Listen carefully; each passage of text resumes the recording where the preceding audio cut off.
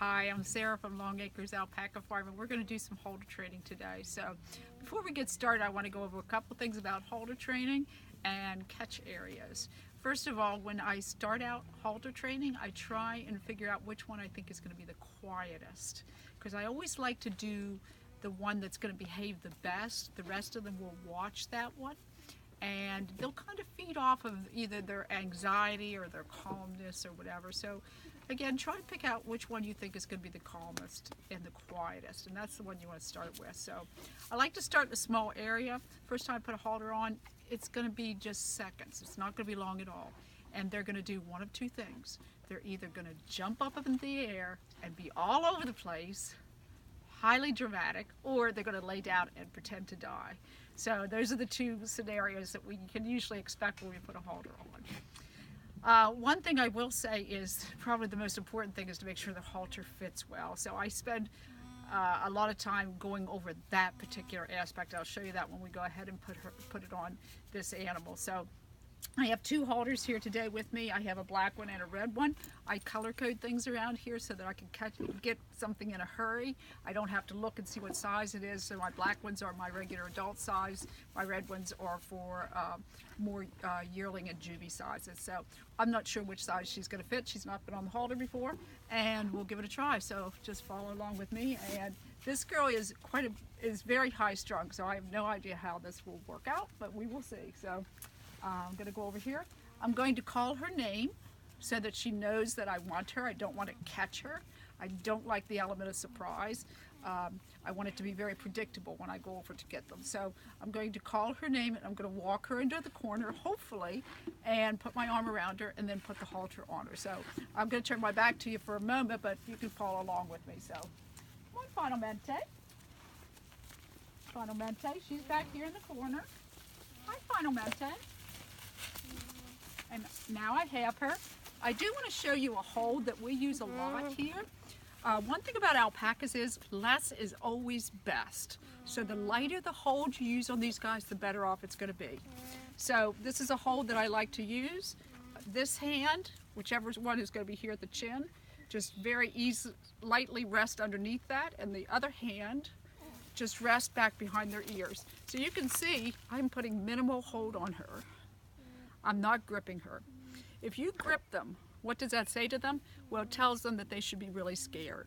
So the less that I can hold on to them, the better off they're going to be. So I'm going to try, I think the black halter is the one I'm going to try. Be careful that you don't let the lead lines on the ground, because they look like snakes and scary things that slither across on the ground. Instead, I'm going to take the black one, I'm going to take it out from around my neck, because I don't want to strangle myself. Do not come in like this. I think that's very scary for alpacas. I know we do that a lot for horses, but I tend to just come up and over, keep it up above their nose. You don't want it to be rubbing over their nose as they come in, because that's soft tissue there and that can hurt. You'll notice that I'm keeping constant pressure on the halter as I'm putting it on her, so that it's not falling down, and that as I wrap it around and the crown, I am just under the ears in the back. And unlike horses, we're going to put this on really tight.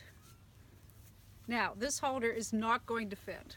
This halter is actually going to be too small as it is, so I'm going to take it back off and see if I can't make an adjustment, which I can't. So instead, I'm going to get this other halter over here.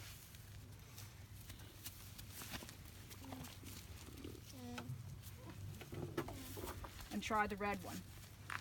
I would rather have a halter that's too tight than one that's too loose. I'm going to put this over here out of the way. She's doing pretty well. And again, put this on.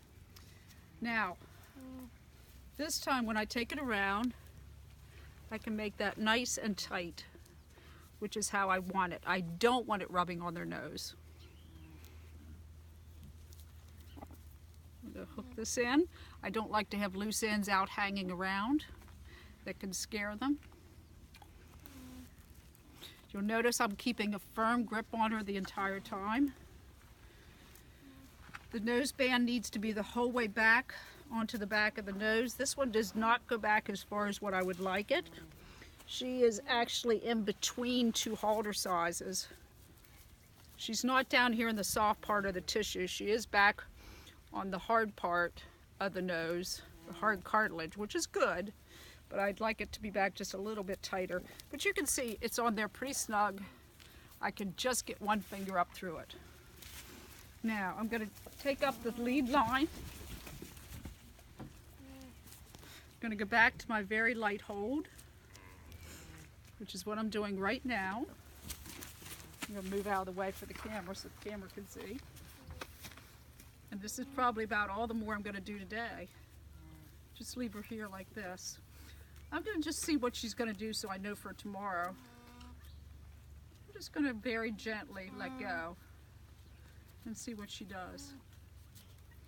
Now I'm very pleased with what she's doing today. I always like to stop on a positive note, which is what I'm going to do now, is just stop. I don't really have to do anything more today. I'm very happy with what she did. It's only going to take a couple lessons and she'll be halter trained, walking on the halter. I'm going to go ahead and take it off. Notice when I take it off, I never let them bolt. I'm going to keep constant pressure on her as I take the halter off. She is very relaxed. If you feel that they get tight, I want you to relax. That's the opposite of what we always do, but the minute they get tense, you relax, and I guarantee they will relax. So, the minute she's relaxed, I'm going to just walk away. And I want her to walk away slowly as well. That's a good lesson. Thanks for joining us.